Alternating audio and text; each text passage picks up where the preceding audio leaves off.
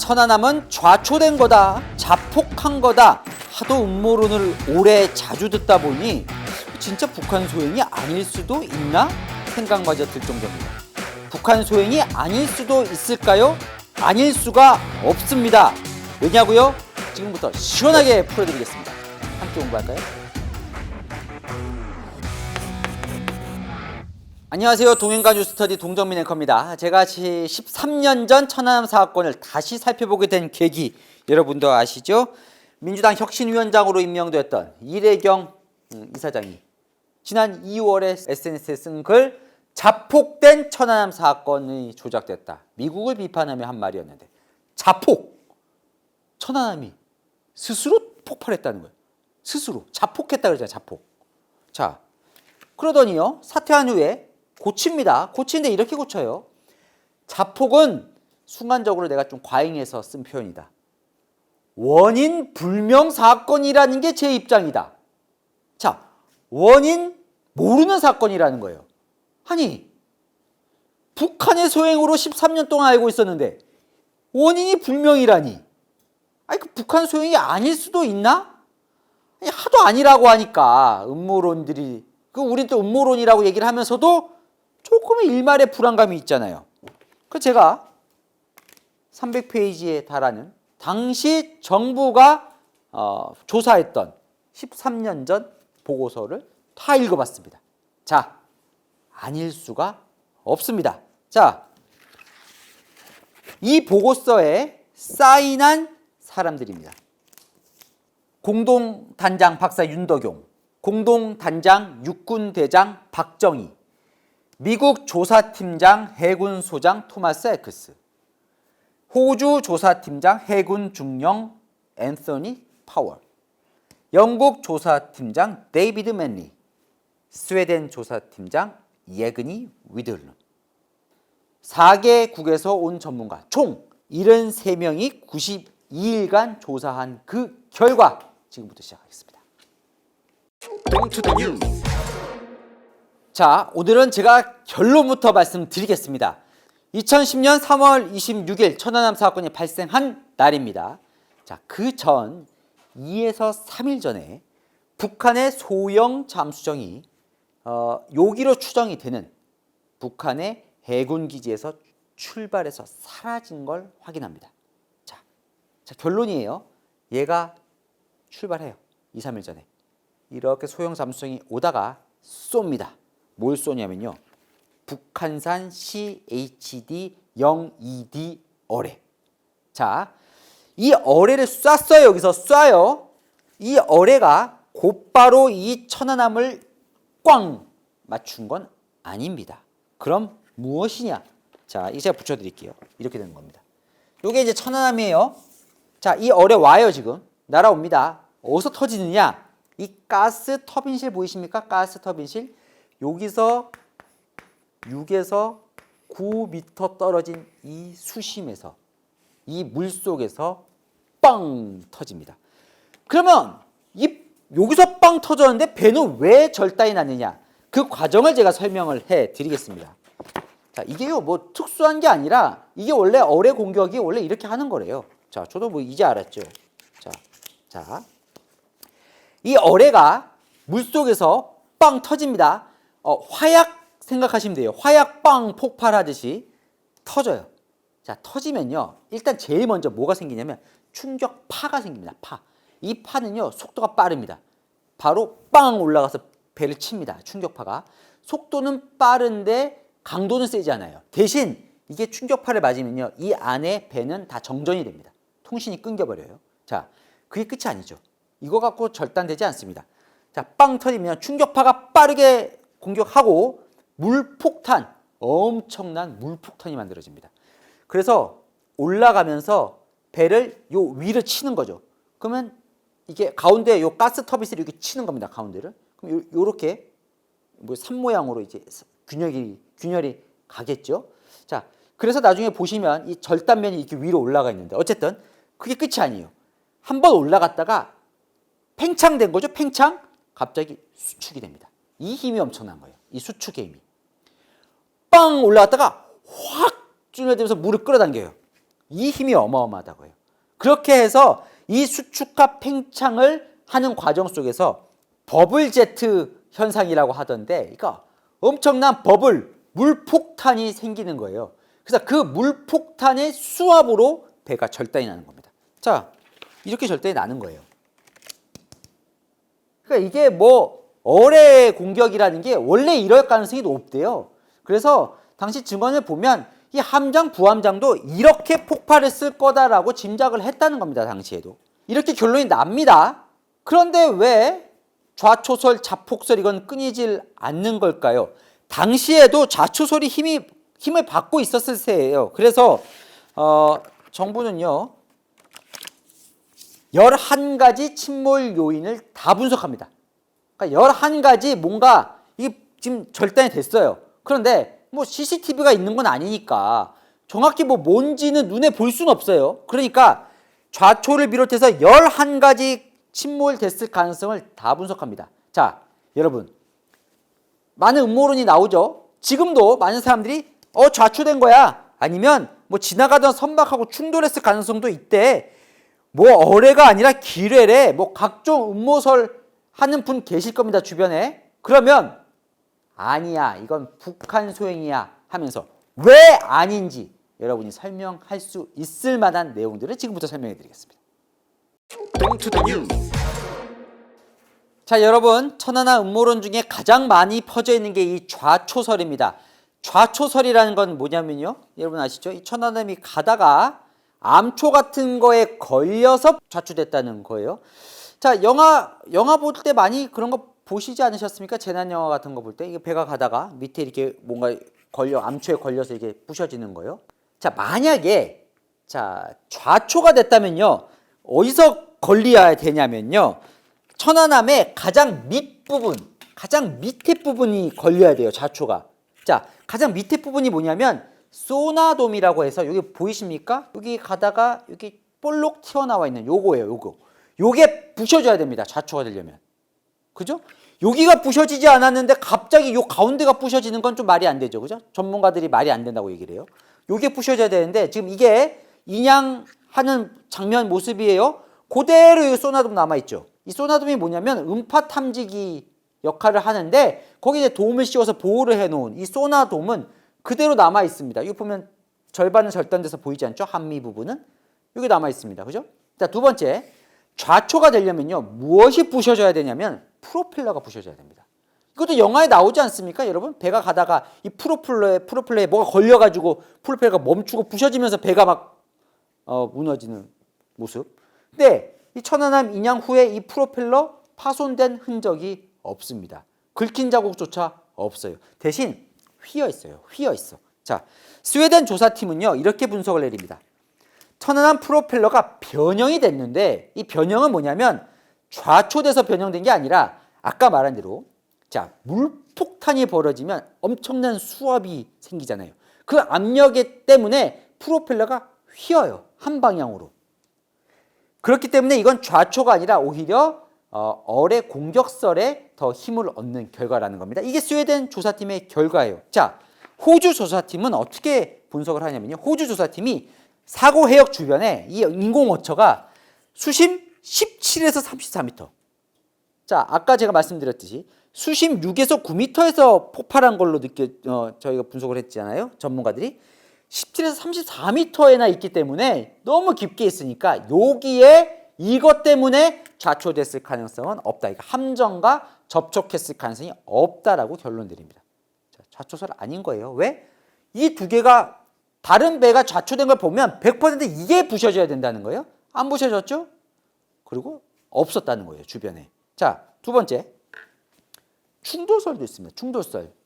이 뭐냐면 이 천안함에 다른 배나 아니면 다른 잠수함이 꽝 부딪혀서 부셔졌다는 거예요. 그죠? 어뢰가 아니라. 자, 실제로 보면 이렇게 됐죠, 지금 절단이. 자, 그렇게 되려면 충돌해서 배가 부셔지려면 요 대목, 요 부분은 이제 꽝 충돌을 해야 하는 거죠. 충돌설이 이제 맞닿은 걸 확인을 하기 위해서 주변에서 활동한, 당시 2010년 3월 26일 그 주변에서 활동한 배가 있는지를, 당시 이제 배는요, 배 그 바다에 출동하면 다 기록을 남기게 돼 있습니다. 다 보고를 하게 돼 있어요. 다 살펴봅니다. 5.5마일 이내에 어떤 배도 활동하지 않은 걸 확인합니다. 두 번째, 충돌을 하면요 흔적이 남아요. 어떤 흔적이냐? 여기 꽝 충돌하잖아요. 이 충돌하면 배든 잠수함이든 머리 부분이 충돌하잖아요. 그럼 머리 부분 모양으로 패인 흔적이 남아있기 마련입니다. 없습니다. 충돌 후 패인 흔적이 없어요. 세 번째, 충돌을 하게 되면 충돌한 배에 페인트 자국이 남아있게 마련이래요. 네, 없습니다. 요 세 개가 있으면 하나라도 있으면 충돌설의 가능성이 있다고 조사팀은 봤는데 셋 다 없어요. 자, 이럴 가능성도 제기가 됐습니다. 수상폭발 뭐냐면요.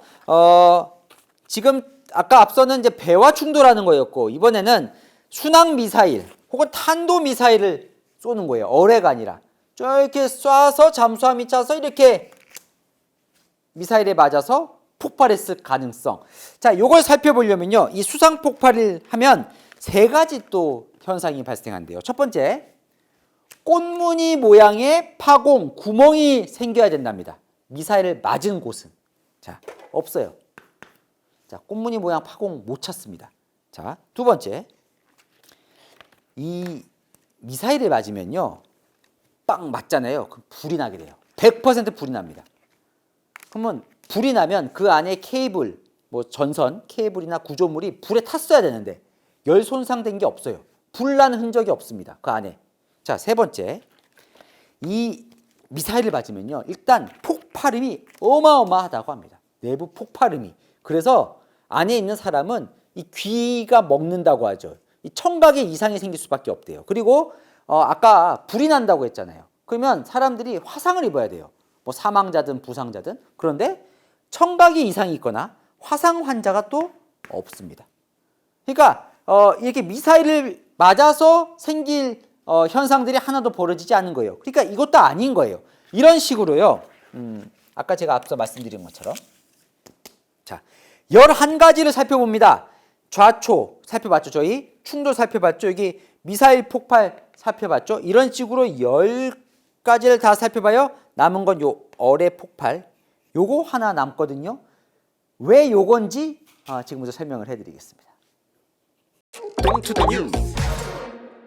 자, 요게 보통 이제 어뢰입니다. 무슨 얘기냐면 보통 잠수함이나 이제 배에 가다가 어뢰를 이렇게 어뢰를 발사를 하는 거예요. 그럼 이 어뢰는요 직접 배에 꽝 부딪힐 수도 있고 아니면 지금 제가 말씀드린 대로 이번 천안함 사건처럼 물 밑에서 알아서 폭발을 할 수도 있습니다. 자, 보통 어뢰가 어떻게 그럼 이 배를 찾아가냐면요. 요 앞부분 머리에 음향 추적 탐지 장치가 들어 있어요. 그래서 소리를 찾아서 이렇게 쫙 찾아가는 거예요. 소리가 나는 곳으로 따라서. 뭐 기술이 발달되어 있는 거죠. 그래서 알아서 이제 잘 찾아가서 거기서 이제 터지는 건데, 자, 전문가들은 그렇게 분석을 하죠. 그러면 왜 어뢰의 가능성이 높냐? 이게 뭐냐면 요 절단됐잖아요, 그죠? 이 절단된 부위에 대한 3차원 레이저 스캐닝 장면입니다. 보면요, 요렇게 위쪽으로 휘어져 있어요. 절단면이. 이게 무슨 얘기냐면 아까 말씀드린 대로 배 밑에서 빵 터져서 물폭탄이 벌어지잖아요. 이게 같은 위 방향으로 절단면이 다 휘어져 있는 모습을 볼 수 있습니다. 그래서 어뢰일 가능성이 높다라는 거고요. 실제로 이 바다 깊이도 봐요. 왜냐하면 어뢰가 활동하려면 어느 정도 깊이가 나와야 되거든요. 충분히 어뢰가 활동할 수 있는 깊이였다라는 것도 하나의 근거가 됩니다. 그리고 천안함 생존자들에게 58명이 생존됐는데 이 58명에게 다 일일이 조사를 합니다. 그때 당시에 어떤 상황이었냐 했더니 당시에 생존자가 처음에 물방울을 맞았다. 그러니까 폭발 소리와 함께 물방울이 튀었다라는 증언이 나와요. 그러니까 물폭탄으로 인해서 이제 물이 튀었다라는 거에 또 하나의 근거가 되고요. 그리고 해안에서 경계에 서던 경계병이 섬광 불빛 같은 걸 봤다라고 증언을 하거든요. 그런데 앞서 말씀드렸다시피 불이 나진 않잖아요. 그죠? 천안함에. 그래서 이 처음에 빵 터졌을 때 물기둥을 이 섬광 불빛으로 이제 인지한 걸로 전문가들은 봤습니다. 무엇보다요. 북한의 결정적인 소행으로 본 결정적인 증거가 나옵니다. 2010년 5월 15일 이거를 수거를 하는 건데요. 뭐냐면 자, 어뢰 추진 동력 장치. 그러니까 어뢰에서 뭔가 동력을 하는 그 장치가 백령도 근처 수역에서 이게 수거가 돼요. 자, 요건데요. 자, 이게 왜 북한 거라고 보냐면 자, 봤더니 예전에 북한이 CHT-02D, 02D 이 어뢰를 해외에 팔려고 제작했던 이 설계 도면이 있어요. 이 설계 도면하고 비교해 봤더니 너무나 비슷하다는 겁니다. 사실은요, 비전문가가 보면 이 설계 도면에 맞춰서 이 어뢰가 설계가 됐나 좀 잘 모르겠더라고요. 그런데 이게 전문가들이 봤을 때는 요 부분의 크기가 똑같다는 겁니다. 자, 거기다가 결정적인 근거가 나오는데요. 뭐냐면 이 어뢰 추진 동력 장치 뒷부분, 여기 있죠? 여기에 뒷부분을 보니까 이렇게 써요. 1번. 한글이죠, 한글. 그죠? 그러니까 뭐 중국일 가능성은 없어 보이고요. 일본일 가능성도 지금 요걸 보면 크지 않아 보이고요. 자, 요걸 봤더니 1번 써 있어요. 그런데 명확히 이 잉크를 통해서 뭔가 분석은 안 돼요. 자, 요 잉크까지 막 어떻게든 해서 이게 북한에서 온 거 아닌가라고 봤는데 그건 안 되고요. 2003년 포항에서 습득한 게 있었는데 거기에는 뭐라고 써 있냐면 4호라고 써 있습니다. 거의 똑같다는 거예요. 그래서 요것도 하나의 증거가 됩니다. 그래서 뭘 쐈냐? 결국 천안함에게 쏜 어뢰가 뭐냐? 이거라고 결론을 내립니다. 아까 말씀드린 CHT-02D. 자, 그래서 직경 21인치짜리 요 어뢰 이렇게 생겼어요. 아까 말씀드린 대로 요 앞부분 있죠, 요 앞부분. 여기가 이제 음향 표적, 소리 따라서 갈 수 있는 이 음향 표적 장치가 앞에 있고 요 안에 뭐가 들어있느냐? 250kg의 폭약이 들어있는 거예요. 물 안에서 이게 빵 터져버린 거죠, 그죠? 폭약이 들어있는 거예요. 길이가 7m나 된다고 하죠. 네, 1톤이 넘는 1700kg의 중량을 가진 이 어뢰가 우리 천안함 수심 6에서 9m에서 터져서 우리 천안함은 절단이 된 겁니다. 자, 그럼 북한은 왜 2010년 3월 26일 우리 천안함을 공격했을까요?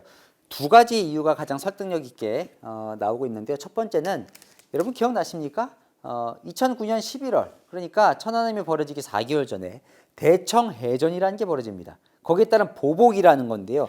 자, 여러분 보시면 여기 이제 북방 한계선이 이렇게 있고요. 자, 여기 이제 천안함 사고관이 발생했던 백령도 음용구역이고 그 옆에 이 대청도 인근 해역에서 대청해전이 벌어집니다. 자, 당시에 북한 경비정이 침범을 해옵니다. 자, 우리 경비를 서고 있던 천안함처럼 경비를 서고 있던 참수리 325가 나가라 경고 방송을 해요. 안 나갑니다. 꽝 교전이 벌어져요. 자, 참수리 325가 공격을 한 거죠.